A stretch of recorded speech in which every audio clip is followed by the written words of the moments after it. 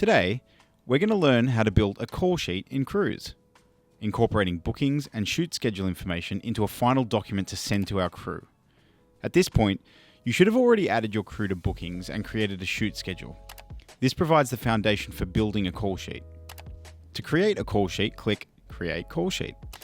This will bring up the configuration page where you'll see three options. Start blank.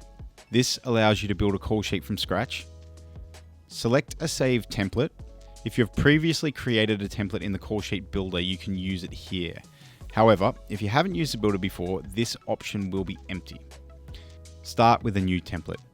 These are pre-made templates provided by Cruise, offering a good starting point to explore the features of the call sheet builder. These templates are structured production call sheets with various sections already in place. For today's session, I'll start with the blank option so we can fully understand how to create a call sheet from the ground up. Click Start Blank. Cruise will automatically pull in some relevant details, such as the production title, shoot date, and general crew call time. You'll need to set the call time that works best for most of the crew. Some departments may start earlier while others may arrive later, but we generally work with a standard crew call time. Specific department call times can be adjusted later within the call sheet. Next, enter the shoot day number. For example, day 1 of 1, day 1 of 2, etc., etc. Then click Continue. This completes the basic setup of the call sheet. In the next step, you'll see the call sheet builder, where most of the work happens. Here you'll build out the call sheet by adding details as needed. Once the call sheet is complete, proceed to the recipient stage, where you can review the recipient list and publish the call sheet. This is where we'll do most of our work today. Now we're in the create step, where we can add all our content and information to build out the call sheet. You'll see that we've started with the intro section at the top. This contains the most important details and key contacts that need to be front and center on the call sheet. Here we have the call sheet name from the configure step, the client's name or brand, the job number and shoot day, for example, day 1 of 1, and a section for logos. Below that, we have placeholders for client, agency, and production logos. These can be removed if they're not relevant to your call sheet. Everything here is fully editable, so you can adjust it as needed.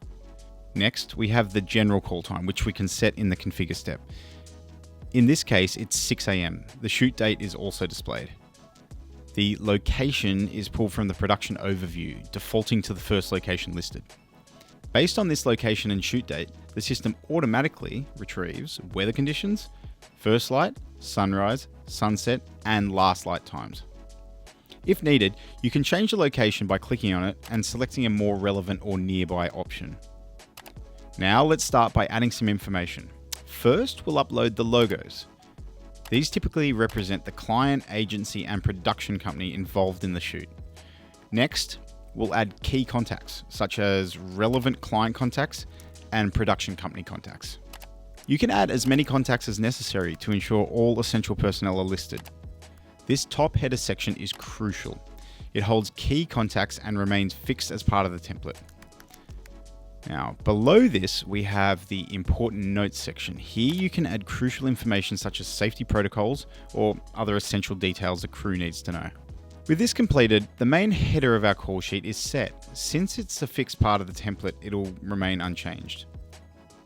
From this point, we can add any additional sections relevant to our call sheet. Clicking Add Section will bring up a list of modular sections to choose from. Once sections are added, you can duplicate, delete, or reorder them as needed, adjust their positioning directly on the page or through the jump menu. The jump menu is useful for navigating longer call sheets quickly. At this stage, we're building the skeleton of the call sheet, so you'll typically add your sections, arrange them in the correct order, and then start filling in the details after that.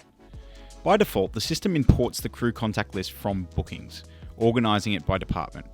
These details can be edited if needed. If changes are made in bookings, such as adding or removing crew members, you can click the refresh button to update the list automatically.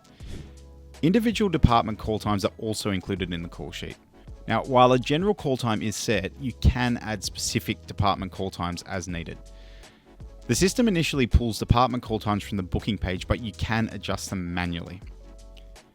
You can also add custom text instead of selecting from a department dropdown.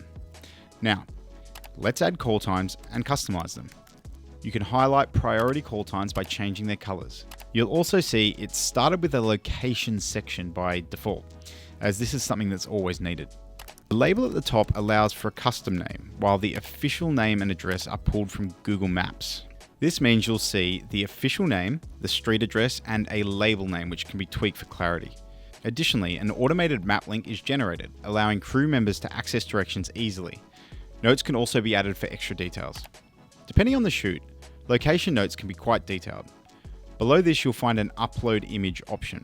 This is where you can add custom maps that highlight important shoot details. Next, we have the emergency contact section. Here, we add police, fire, and hospital contacts relevant to the shoot location. You can add multiple locations if necessary, duplicating or deleting them as needed. Once locations are added, they can be linked to other sections of the call sheet, making them selectable where required. If you'd like, you can share the link directly with others so they can view it directly in their browser. Alternatively, if you want to preview how the PDF will look, you can click Download PDF. This will generate a PDF version for you. Now that we have the key sections, crew contact list, crew call times, and the intro section with all the essential information, we can explore additional sections that might be relevant. Over here, we have the Add Section button, which opens a list of different sections we can include. One option is crew call times, which generates a section with all the necessary fields and department dividers for organizing crew schedules. We also have cast call times, which functions in a similar way but includes fields specific to the cast. Now, you can add individual names or entire departments, depending on what works best for your workflow. You can also specify call times for individuals or groups. We also have a section for extras call times as well. From there, you can continue adding any additional sections you need. That covers all the call time sections. We also have contact lists, so if you'd like to include full contact details for all cast members and extras, you can do that too.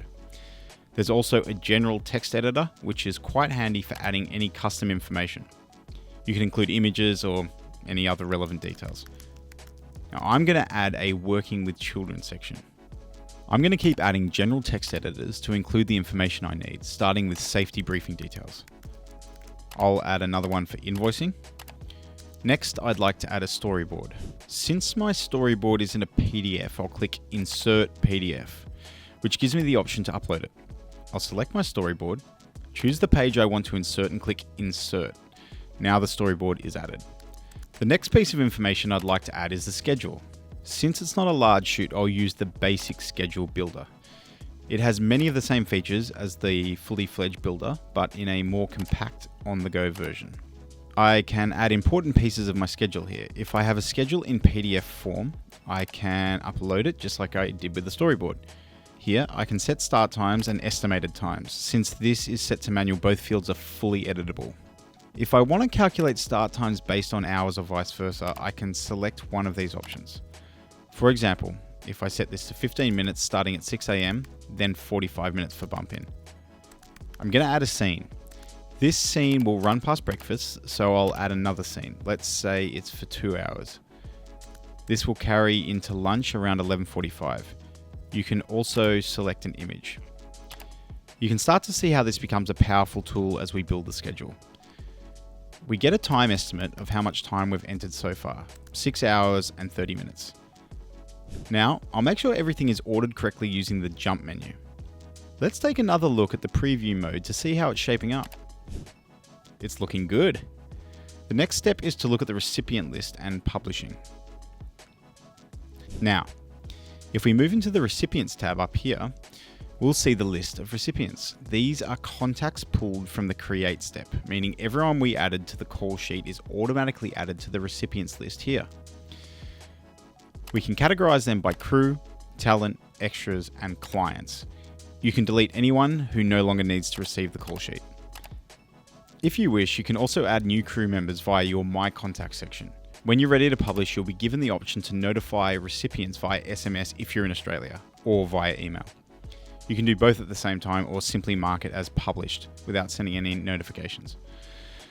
You can also add a custom message that will be sent to the group of crew members rather than individually. The recipients will receive an email with the top line important information from the call sheet and a link to the web view. They will also have the ability to download the PDF from there. I'm going to click Publish now.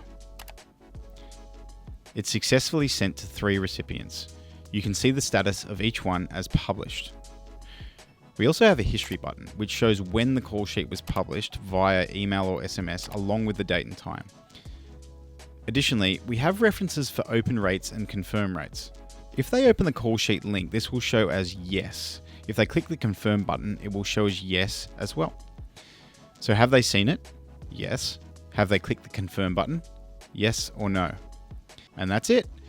We've successfully created and sent off the call sheet, so the recipients have everything confirmed and are prepared for the shoot day.